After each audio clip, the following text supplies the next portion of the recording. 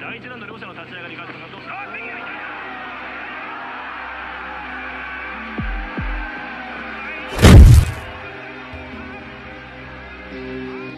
Bago naging promoter ni Janrel Cuadro Alas Casimero ay isang malupit, magaling at malakas na former defending WBO Super Featherweight Champion itong Hapon na si Masayuki Ito.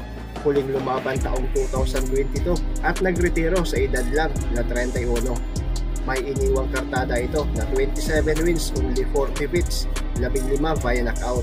At matapos ang kanyang karera sa boxing ay pinasok naman niya ang pagiging boxing promoter. At sa mga di nakakaalam ay 6 na Pinoy na din pala ang kanyang nakalaban at lahat tinudas. Tinapos niya lahat via TKO. Isa sa mga Pinoy na kanyang nakaharap ay itong pambato ng Midsayap Cotabato, ang alias Thunderbolt na si Lorenzo Villanueva. May impresibong kartada itong Pinoy na 33 wins, only 3 defeats, 29 via knockout. Kung record ang titignan ay malakas din talaga ang kamao nitong Pinoy. 4 lang sa kaniyang mga nakalaban ang umabot sa sukdulan. April 13, 2017, dinayo ng Pinoy na si Villanueva itong si Masayuki Ito sa kanyang baluarte sa Japan para subukang kunin ang titulong hawak-hawak ng Hapon na WBO Asia Pacific Super Featherweight title. Ito ang unang dayo ng Pinoy sa bansang Japan, pero kahit dihado sa mata ng karamihan ay matapang na sumugod si Villanueva, bitbit ang kumpiyansa sa sarili na kaya niyang sabayan hanggang sukdulan ang defending champion na si Masayuki Ito. Ating balikan ang maaksyong laban ni Masayuki Ito ng Japan kontra Lorenzo Villanueva alias Thunderbolt ng Pinas. Sa unang bahagi ng round ay mas agresibo agad ang Pinoy, mas umaabante, target madalas ang bodega ng Hapon habang nag-aabang lang ng timing itong defending champion na Hapon.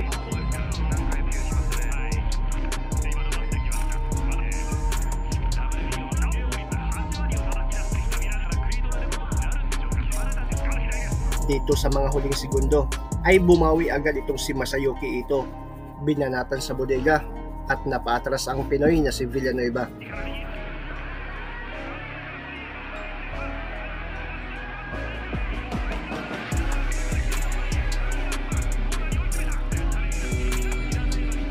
Round 2 agresibo pa din ang Pinoy, gamit pa din ang 1-2 kombinasyon, pero bigla na lang tumama ang right straight na counter ni Masayuki at sinunda ng kombinasyon, at dahil dito bumagsak si Villanueva.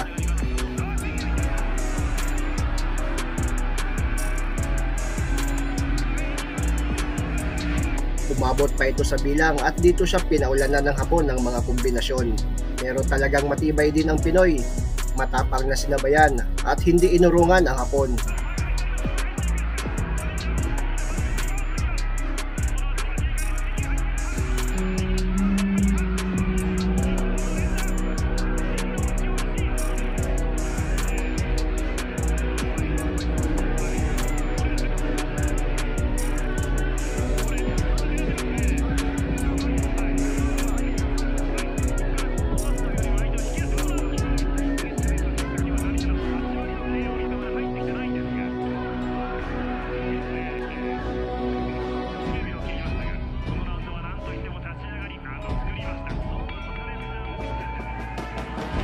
Round 3 makikitang gigil bumawi itong Pinoy, mas umaabante pa din sa laban, tila may masamang balak talaga sa Hapon si Kabayan.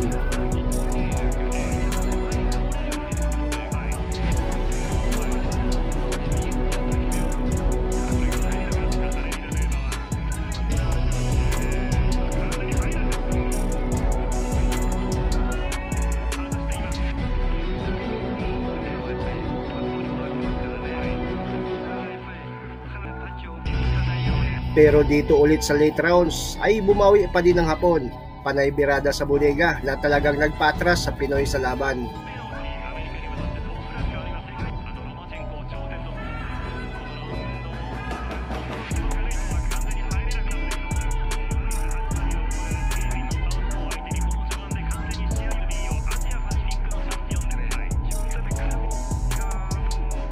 Sa mga sumunod pang mga rounds ay tuloy pa din ang bakbakan.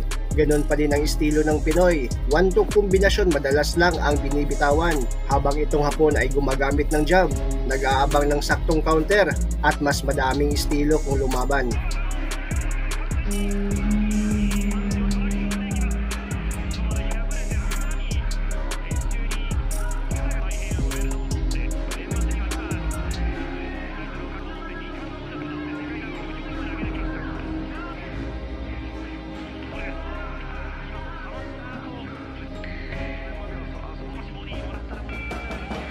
Ilang beses pang tinamaan ng solido itong si Villanueva.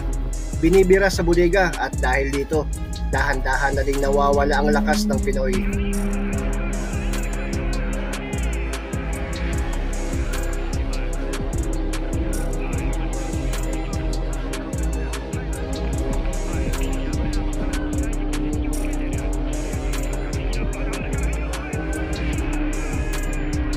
Lalong bumagal ang galaw at madalas na ding tinatamaan ng solidong mga counter.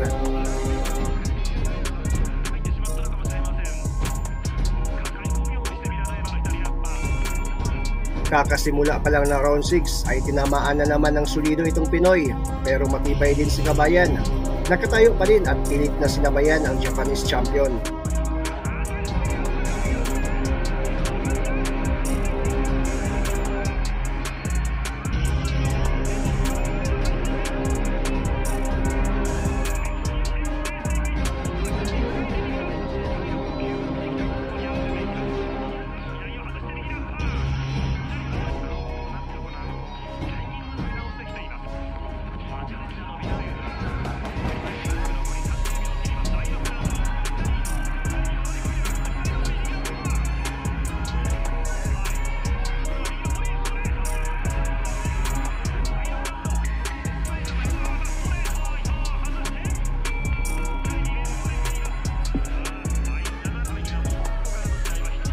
Round 7, bagamat makikitang pagod na si Kabayan, ay sinusubukan pa din niya na makaisa kay Masayuki Ito. Pero sadyang matibay din talaga itong Hapon. Kinakain lang ang mga suntok ng Pinoy.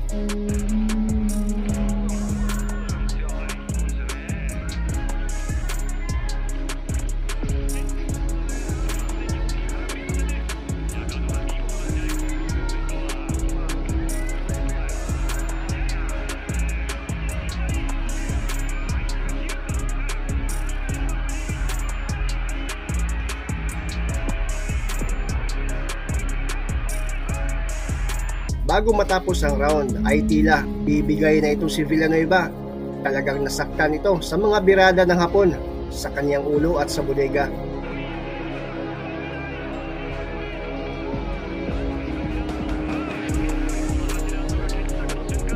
Round 8, tuloy pa din ang bakbakan. Bumapalag pa din ang Pinoy gamit ang 1-2 kombinasyon. Pero itong Hapon ay tila nakaamoy na ng panalo. Nag-aabang na lang ng tamang tiyempo para mapatama ang panapos niyang kamao.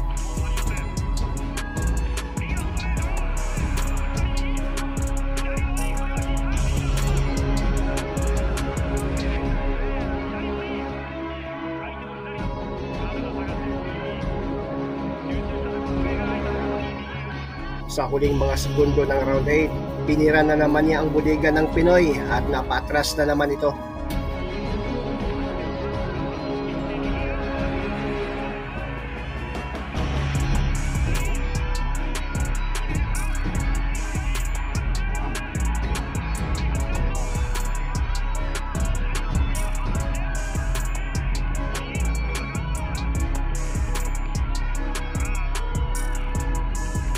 Round 9, parehong pagod na ang dalawa. Madalas napapayakap na sila.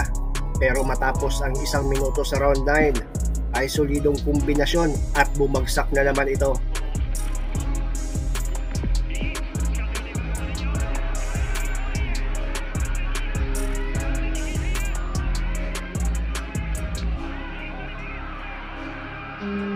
Pero bit-bit ni Villanueva ang dugong Pinoy. Bumangon pa sa bilang, kaso nga lang, dito na siya tinapos ng champion ng Japan.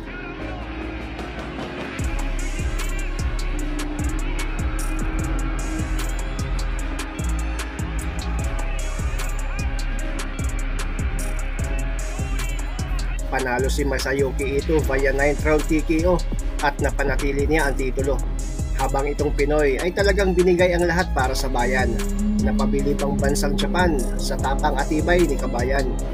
Si Villanueva ang panglimang Pinoy na tinudas ni Masayuki Ito